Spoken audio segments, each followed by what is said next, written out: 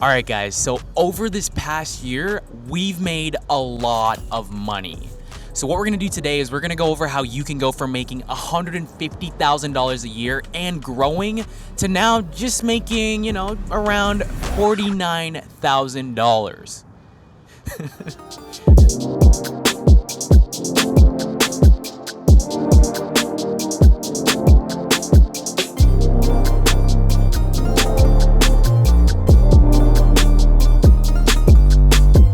Okay, so hopefully I just said that with as much enthusiasm as the people that I'm sure you guys have all seen on YouTube that pretty much just talk about making millions overnight. Trillions of dollars are created from the sky, and you don't have a single million? How are you gonna be a full-grown man and not be a millionaire? Like, are you dumb? Listen, I'm not even talking about Andrew Tate.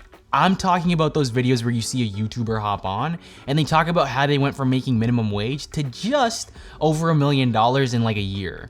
And guess what? If you follow exactly what they tell you and you watch their video, you too can learn how you can go from 0 to $1 million in, let's say, like a few months. Now, in terms of being real with you guys, you know that me and Steph quit our jobs last year to become content creators. So Steph left her job at PwC and I left my job at Deloitte. Now, the one thing that we haven't given you guys an update on is actually our incomes and how all of that works. So what we're gonna do today, guys, is we're basically gonna give you the background story of how we went from making 150K in corporate to now making only $49,000. And once again, I promise there is a happy ending to the story, kind of.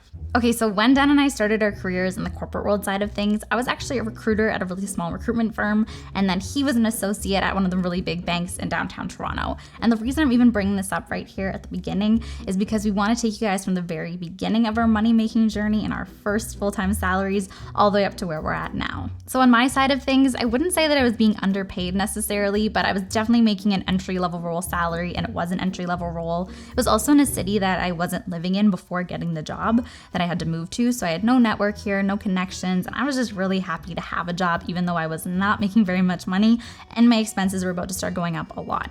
So at the time I was making basically the equivalent of $39,000 a year. It was technically an hourly rate that converted to being about $39,000.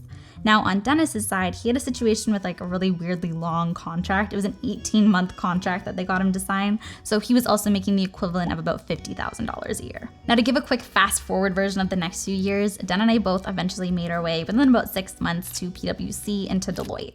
And there it was obviously a lot of the internal politics game. We luckily had some great managers too. We had to really show our value.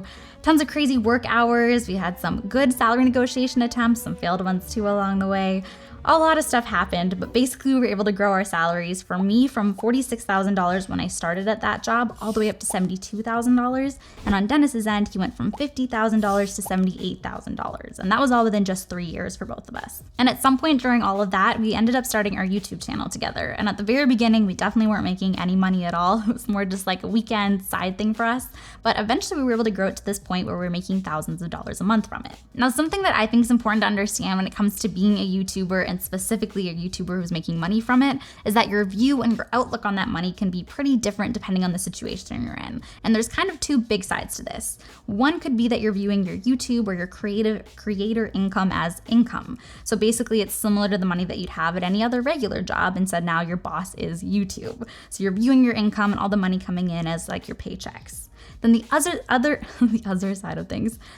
side of things is if you're viewing your YouTube income as revenue. So you're kind of looking at it more from a business perspective. Depending on which of those two sides you're on, it's gonna have a big impact on how much of your money you're spending and saving too, right? And for a lot of creators, you'll see them spend their money as quickly as it's coming in. And for some people, it's not really a lot of a choice depending on how much you're making, because once you do fully go into being self-employed and becoming a YouTuber, and you don't have your regular old income paying for your expenses anymore, then sometimes your money is gonna go away as quickly as you make it.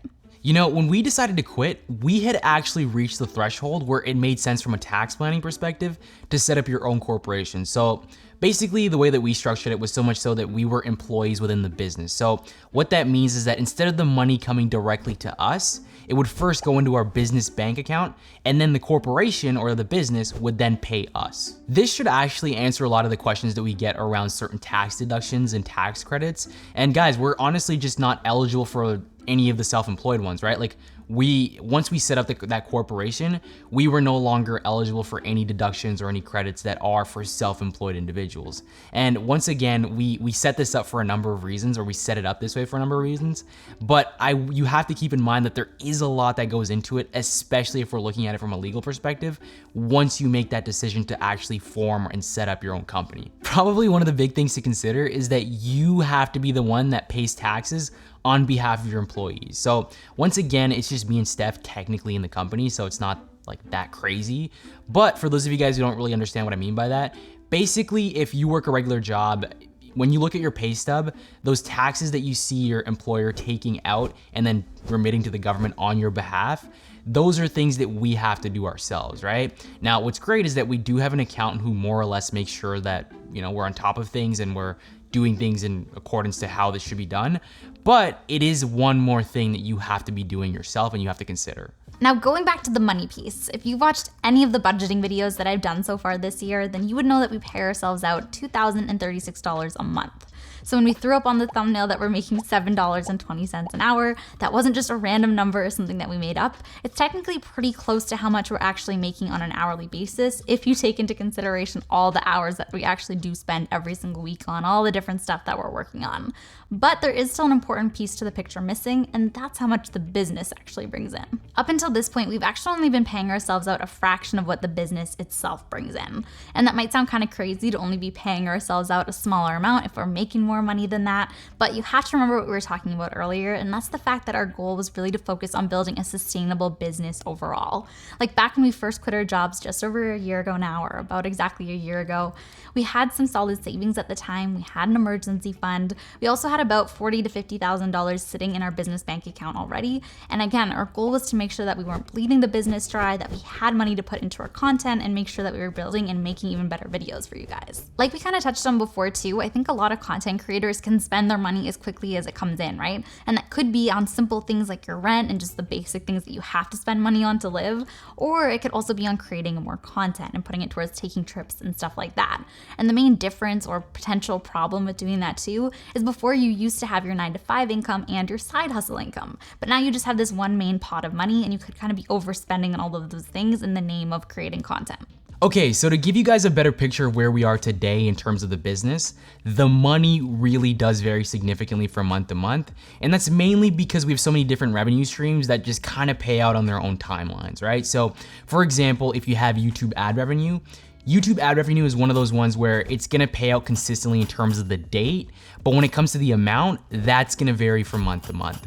And then sponsorship revenue is kind of the same, right? Like you're gonna have some months where you have more sponsors planned than others, but when it comes to being paid, usually you're getting paid towards the end of the next month, and that's only if you're on top of it and you're also on top of the brand being on top of it. Like guys, we've literally had months where we've done over $20,000 in revenue, but then again, we've also had months where we've done only like a few $1,000s. And what I will say is pretty interesting about doing $20,000 or $30,000 in 1 month is that obviously, it's a huge milestone. You're kind of hoping that you'll continue doing that moving forward. But for us, honestly, it's just not a current reality, right?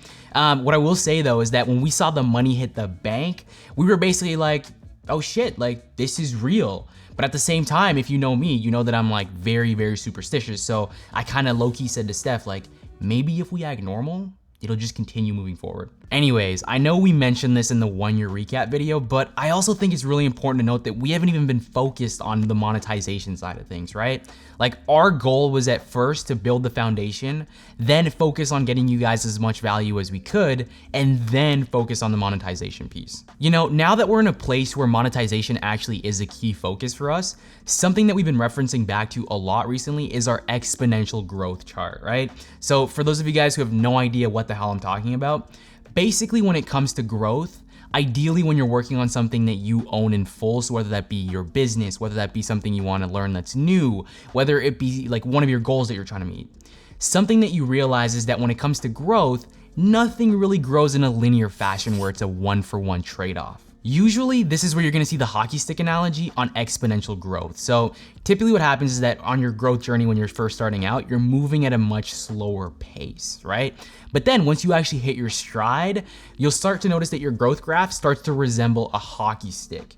And then after some time, what happens is that your returns end up being even greater than they would. It's no longer that linear for linear, trade-off. Now, to kind of bring that back to us, in terms of moving forward on our journey, what we're gonna be doing is we're actually gonna be introducing one new revenue stream, and then we're also gonna be focused on making one of our current revenue streams more streamlined and more consistent. So once again, I know that sounds really simple and me just saying it in words, but you guys know this, right? Like there's a lot that goes on behind the scenes in order to actually make things happen. But if there's one thing that's for certain is that we're for sure gonna keep you guys updated. So yeah, keep you updated as we go. All right, guys, so that's how we went from making $150,000 combined to now making $49,000, which still sounds pretty crazy when we say it like that. But now you guys know the whole story and the full picture, so hopefully it makes a little bit more sense. Anyways, we want to hear if you guys have any questions or suggestions, things you want to hear about our journey so far over the past year and counting. So if you have anything like that, make sure you let us know in the comments below. We have some really fun and cool, exciting videos coming up over the next few weeks, so make sure you're subscribed if you haven't already so you see those. Make sure you give this video a big like down below. And of course, if you haven't seen some of our previous videos, make sure you check them out next door, and we'll be back soon with more.